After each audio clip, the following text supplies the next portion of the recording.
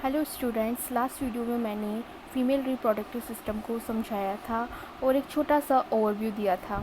लेकिन अब इस वीडियो में डिटेल में फीमेल रिप्रोडक्टिव सिस्टम के स्ट्रक्चर और एनाटॉमी के बारे में बात करेंगे। तो आइए शुरू करते हैं।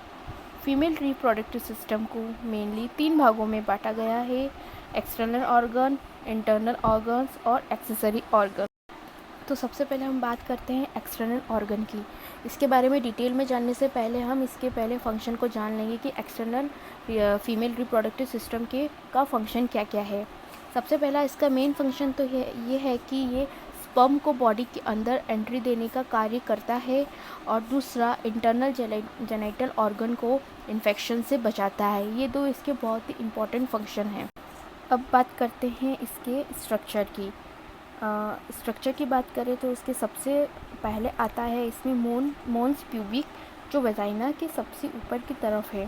मोन्स प्यूबिक ये एडिपोज टिश्यू से बनता है और प्यूबिक हेयर से कवर रहता है। नेक्स्ट आता है labia majora. Labia majora adipose tissue के 2 फोल्ड से मिलकर बना होता है, जो कि वेजाइना के दोनों बॉर्डर पर होता है। लेबिया मेजोरा दूसरे एक्सटर्नल रिप्रोडक्टिव ऑर्गन्स को प्रोटेक्ट भी करता है। इसे लार्ज लिप्स भी कहते हैं, क्योंकि इसका स्ट्रक्चर लिप्स के जैसा होता है। इसमें सिबेशियस ग्लैंड भी होती है। प्यूबर्टी के बाद इस पर हेयर ग्रोथ होता है। नेक्स्ट है लेबिया माइनोरा। इसका स्ट्रक्चर स्किन के स्मॉल फोल्ड जैसा होता है और लेबिया मेजोरा के अंदर की साइड होती है।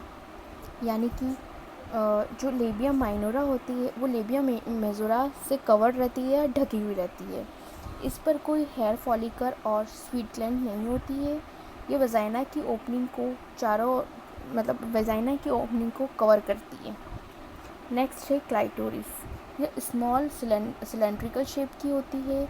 इसका साइज़ लगभग 1.5 to 2 सेंटीमीटर का होता है। ये वल्वा के एंटीरियर साइड में होती है। क्लाइटोरिस सबसे ज़्यादा सेंसिटिव पार्ट होता है फीमेल रिप्रोडक्टिव सिस्टम का। नेक्स्ट है वेस्टिबुल। वेस्टिबुल को हम 3 पार्ट में वेस्टिबुल इसके अंदर 3 पार्ट इंक्लूडेड होते हैं, जो है urethral opening, vaginal orifice and hymen और डक्ट्स। हाइमन वेजाइना के अंदर एक लोकेटेड होती है। जनरली ये रप्चर हो जाती है। नेक्स्ट है पेरिनियम। वेजाइनल ओपनिंग और एनाल कैनाल के बीच स्थित मसल्स और टिश्यू को कहते हैं। इस डायग्राम में आप देख सकते हैं opening of Bartholin gland. Opening of Bartholin gland की ओपनिंग होती है। बार्थोलिन ग्लैंड का काम वेजाइना को नरिशमेंट प्रदान करने का होता है। और एनस जिसे हम हिंदी में गुदाद्वार भी कहते हैं, इसके द्वारा स्टूल पास किया जाता है, यानी कि मल का निष्कासन किया जाता है। ये तो बात हुई एक्सटर्नल ऑर्गन की या एक्सटर्नल जेनिटलिया की। अब हम बात करते हैं इंटरनल जेनिटल या इंटरनल रिप्रोडक्टिव ऑर्गन्स की। ये जो आप डायग्राम देख रहे हैं ये इंटरनल जेनिटल ऑर्गन्स का है। इसमें सबसे पहले हम बात करते हैं वेजाइना की। वेजाइना को हम बर्थ कैनाल भी कहते हैं, और ये इसका स्ट्रक्चर ट्यूब लाइक, मस्कुलर और इलास्टिक होता है, यानी कि इसमें थोड़ी सी इलास्टिसिटी पाई जाती है। वेजाइना की लंबाई लगभग 4 to 5 इंच की होती है। ये एक एडल्ट वुमेन का साइज़ है। pH 4 होता है, जो कि एसिडिक है।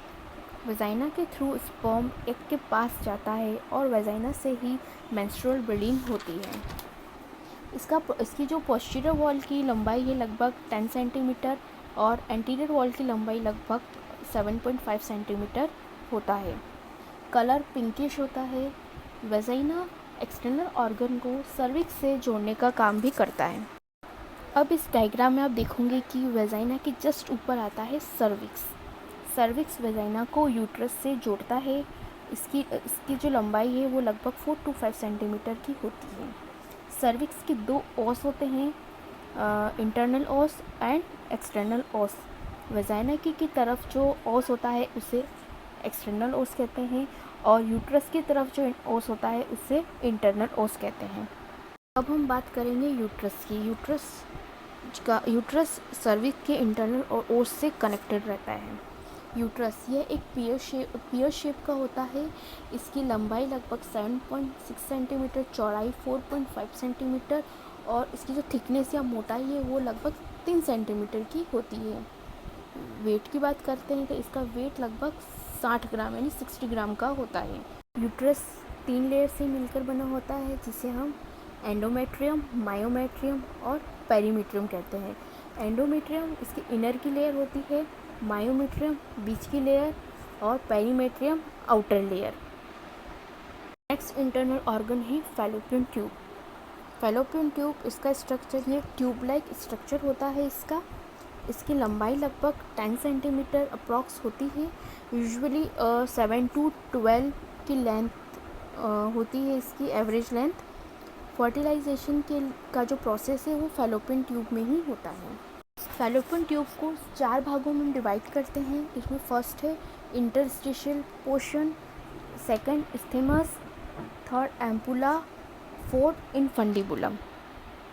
इसका जो इंटरस्टिशियल पोर्शन है ये लगभग 1.25 सेंटीमीटर लॉन्ग होता है और 1 mm वाइड होता है। ये यूट्रस की वॉल की तरफ से जुड़ा हुआ हो रहता है। नेक्स्ट है स्थमस। स्थमस इंटरस्टिशियल के पास वाला पार्ट होता है। ये लगभग 3 सेंटीमीटर लॉन्ग होता है और 1 to 5 mm वाइड होता है। ये अलग अलग फीमेल्स में अलग अलग साइज़ का रहता है, इसलिए इसका रेंज दिया गया है 1 to 5 mm। नेक्स्ट है एम्पुला। यह सबसे लार्जेस्ट पार्ट होता है फैलोपियन ट्यूब का। इसकी लंबाई लगभग 5 सेंटीमीटर की होती है और जो चौड़ाई है वो लगभग 1 सेंटीमीटर की होती है, जो कि सबसे ज़्यादा है। एम्पुला में ही फर्टिलाइजेशन का प्रोसेस होता है, यानी कि फैलोपियन ट्यूब की अगर बात करें तो उसमें एम्पुला पार्ट ही ऐसा मेन पार्ट है जहाँ पे फर्टिलाइजेशन होता है, यानी कि जहाँ पे स्पर्म और एग आकर मिलते हैं, स्पर्म आके एग को पेनिट्रेट करता है, वो है एम्पुला पार्ट। नेक्स्ट है इनफंडिबुलम। इनफंडिबुलम यह सबसे लास्ट वाला पार्ट होता है जो कि फिम्ब्रियो से जुड़ा होता है। फिम्ब्रियो आप डायग्राम में देख सकते हैं, जो लास्ट में जो फैलोपियन ट्यूब आके जो फैलोपियन ट्यूब का जो फिंगर लाइक स्ट्रक्चर हमें दिख रहा है उसे हम कहते हैं, जो कि ओवेरिस से जुड़ा हुआ होता है। फिम्ब्रियो ओवेरिस से ओवम को रिलीज़ करके फैलोपियन ट्यूब में लाने का काम करता है, यानी कि फिम्ब्रियो जो है वो एग को लेकर एम्पुला पार्ट में पहुंचाने का काम करता है। ओवेरिस यह दो काउंटिंग में 2 होती है। ओवेरिस एग या ओवम को प्रोड्यूस करता है। ओवेरिस की साइज़ लगभग 3.5 इंटू 2.5 इंटू 1.5 सेंटीमीटर की होती है। तो हमने बात की इंटरनल ऑर्गन की, अब हम बात करते हैं एक्सेसरी ऑर्गन की। एक्सेसरी ऑर्गन नाम से ही पता चल रहा है, एक्सेसरी यानी कि अलग से जो सहायक होती है, यानी कि सहायक पार्ट्स के बारे में। इसके एक्सेसरी ऑर्गन में आता है फीमेल ब्रेस्ट। यहाँ मैंने आपको फीमेल ब्रेस्ट का एक डायग्राम आपके लिए शो किया है, लेकिन हम इसके बारे में ज़्यादा डिटेल में बात नहीं करेंगे। अगर हम इसके बारे में डिटेल में बहुत ज़्यादा बात करने जाएंगे तो वीडियो बहुत ज़्यादा लंबा हो जाएगा। अगर आप इसके बारे में डिटेल में जानना चाहते हैं तो मुझे कमेंट सेक्शन में कमेंट्स करके बताइएगा, मैं आपके लिए इसके लिए एक सेपरेटली वीडियो बना दूँगी। वैसे भी जो फीमेल रिप्रोडक्टिव सिस्टम होता है इसमें इंटरनल और एक्सटर्नल जेनिटलिया के बारे में ही डिटेल में पूछा जाता है। Thank you very much for watching my video. अगर आपको मेरा वीडियो पसंद है तो प्लीज़ मेरे वीडियो को लाइक ज़रूर कीजिएगा।